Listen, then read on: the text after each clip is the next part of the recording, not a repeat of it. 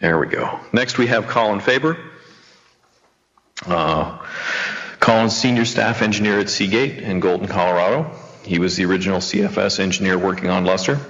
He has over a decade of community involvement. He helped construct some of the largest file systems on the planet. His current role is product architect for the A200 Policy Engine system with focus on Policy Engine technology, specifically Robinhood. Ladies and gentlemen, Colin Faber.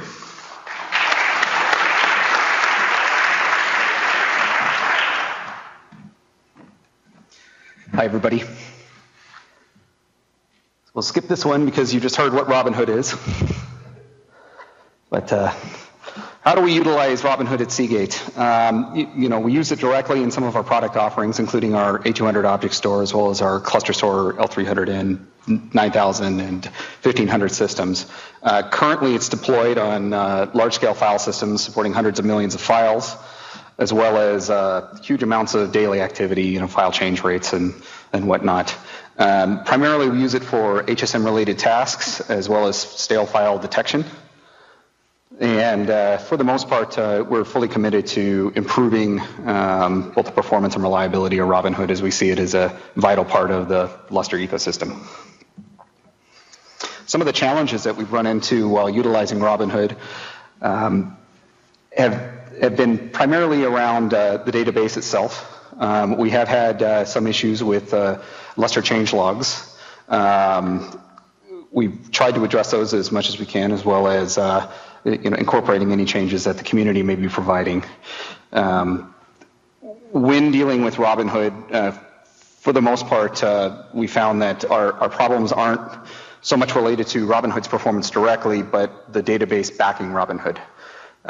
Most of the things that we've seen are the transactional process of Robinhood tends to be somewhat inefficient, and that isn't Robinhood's fault. This is within the database itself. One of the things that we'd like to try to do, and we've started doing, is exploring alternative database technologies such as Percona's TokaDB engine, as well as PostgreSQL and others.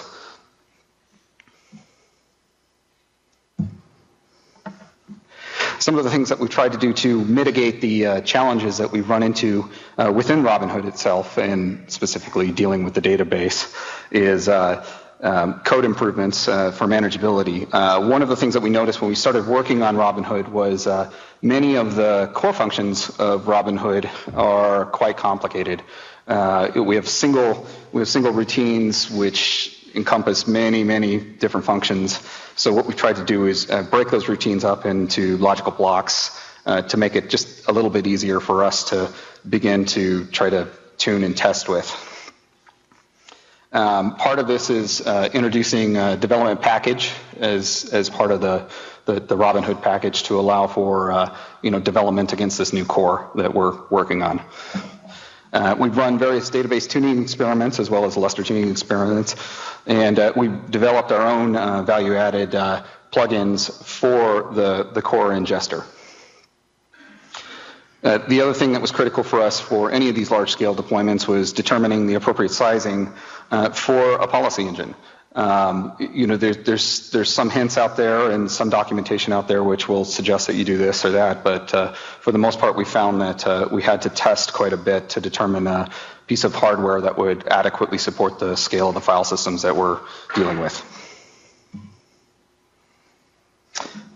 So one of the things that we found when sizing a system is, most of the system, as I said, is relational database. Each inode on your system, each request will result in 4 or more transactions to the database. Right? These are different tables in which each one of those inodes is stored in some way. At least this is what we found. Running reports and triggering policies, utilizing any of the external tools provided by Robinhood, generally generate complex queries which can hurt the database or slow the database down considerably. In some cases on very large file systems, we found that some of the reporting tools within Robinhood would take days to return a result.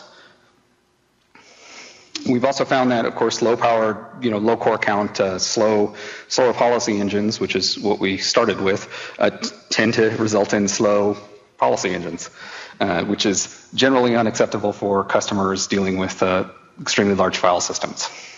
The larger scale machines that we then moved on to testing with, indicated much better performance, obviously, and most of the performance issues, again, were not within Robinhood itself, but within the database backing Robinhood.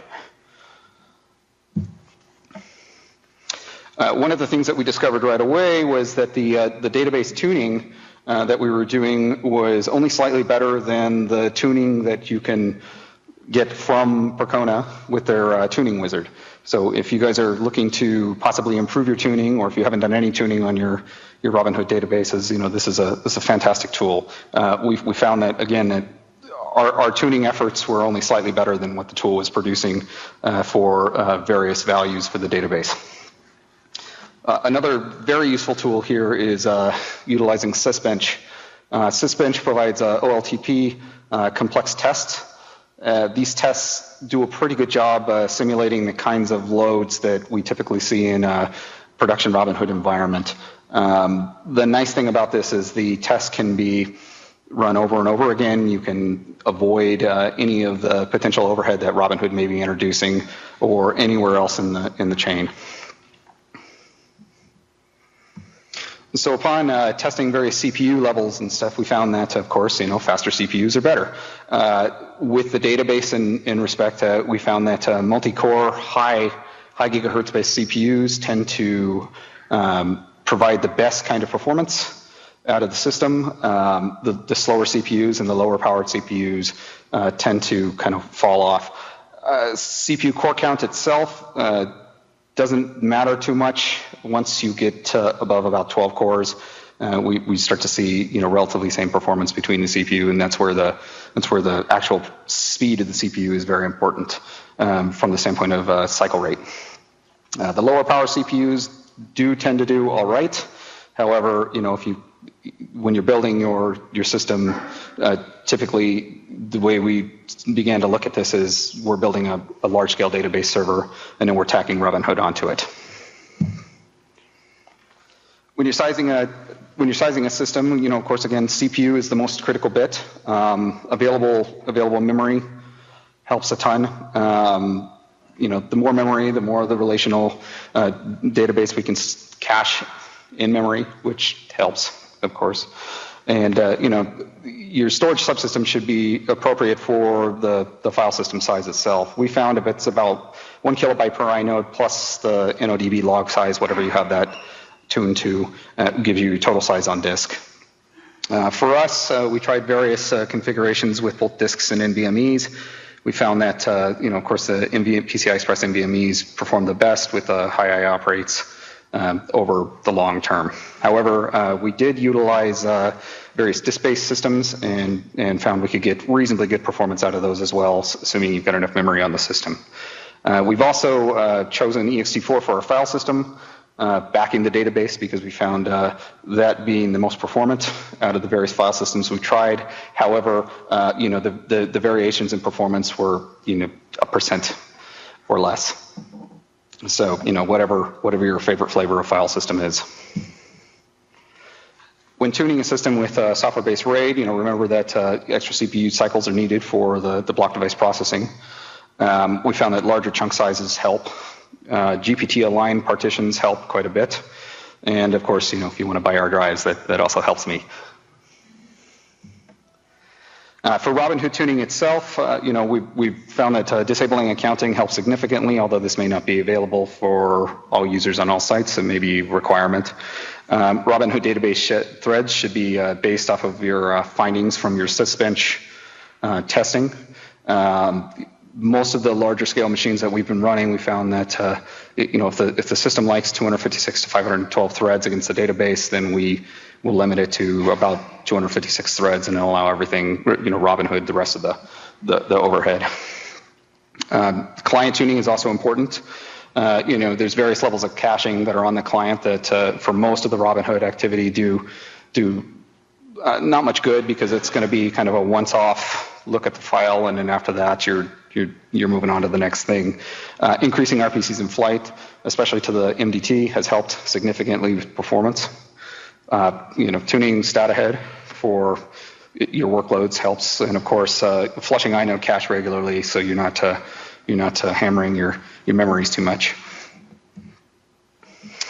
Some of the things that we've done as efforts to kind of improve Robinhood and its core performance in the areas that we're seeing as problematic have been code refactor work. Again, this includes taking the large logical blocks and kind of breaking them down into smaller functions, which just made it easier for us to manage and to program against. We're going to be introducing a new, well, I guess an extension to the existing plugin architecture so that this we can introduce plugins within the core record ingest and flow control systems within Robinhood. So this isn't a plugin like what Henri just discussed. It's more of a plugin system to allow for value-added components potentially within the core ingest from changelog itself. Part of that is we've introduced a couple of performance optimizations by a new plugin that we developed. The plugin itself will provide additional reductions in performance changelogs. So the plugin that we're working on right now is an algorithm. It's a changelog upload enhancement algorithm. Basically, what this does is it provides multiple duties. It will take the inbound changelogs, large swaths of inbound changelogs. It will sort them and categorize them. It will throw out anything that's unnecessary, and then it will provide us with a pathway to provide simplification of the SQL sets. The idea here is to reduce the number of transactions to the database as much as possible so as to reduce the overall load against our database, which is where we're seeing most of our slowness come from. Basic testing so far has shown that the plugin that we've got provides a reasonably good reduction in overall load on the system, as well as a pretty good reduction in load on the database itself.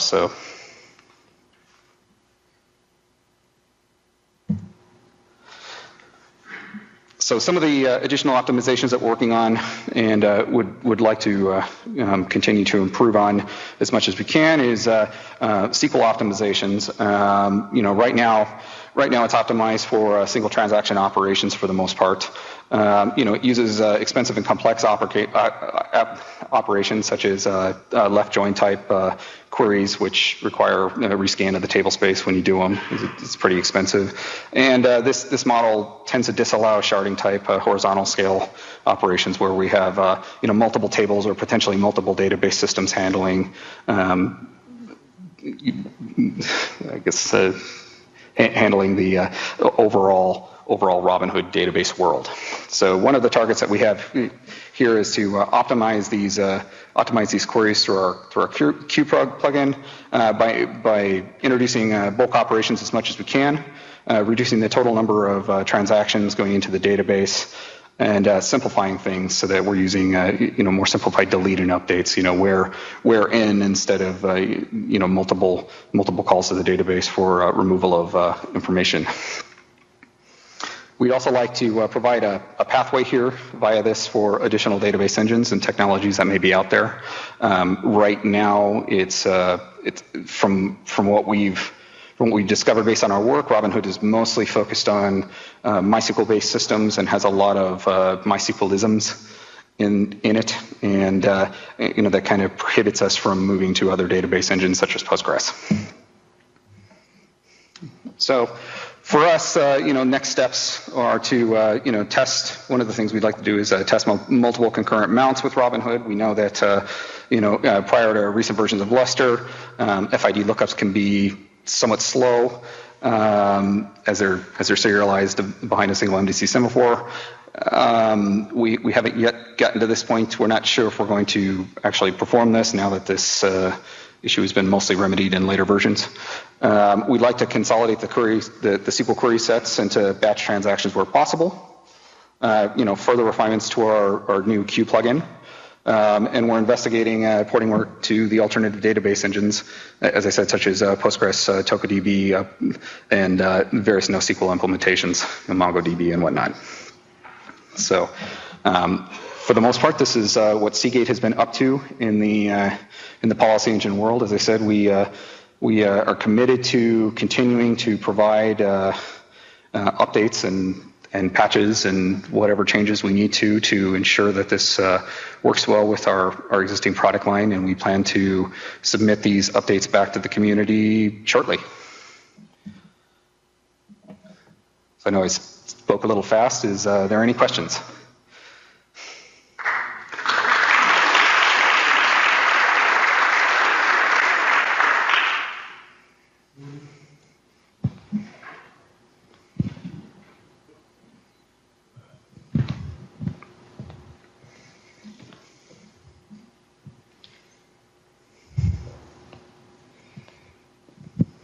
Thanks, Colin. So do I understand that the plugins that you've created operate early in the ingest process, like maybe even right after you've acquired changelog entries? I'm sorry, I'm having trouble hearing you. Sorry.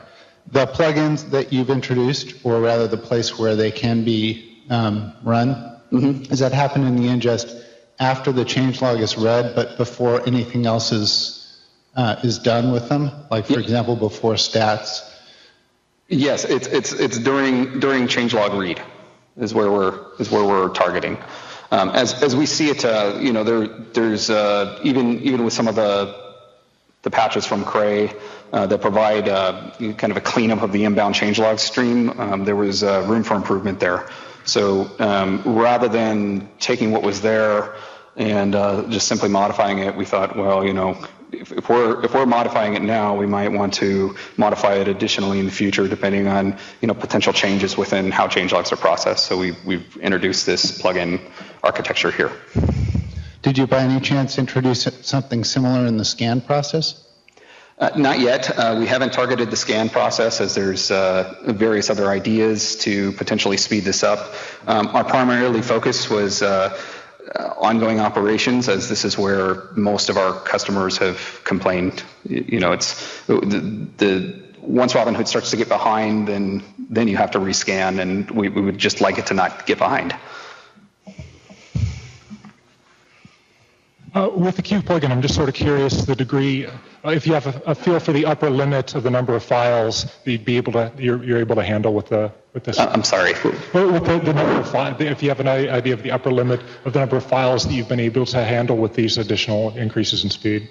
No, we haven't. The limits are imposed by total file system size are still based off of database size. So additionally, as we refine the algorithm and the plugin further, we plan on potentially exploring the sharding techniques, which is one of the big reasons why we've engaged in this activity, so that we can push that up, horizontally scale the database rather than what you're stuck with now. Any other questions?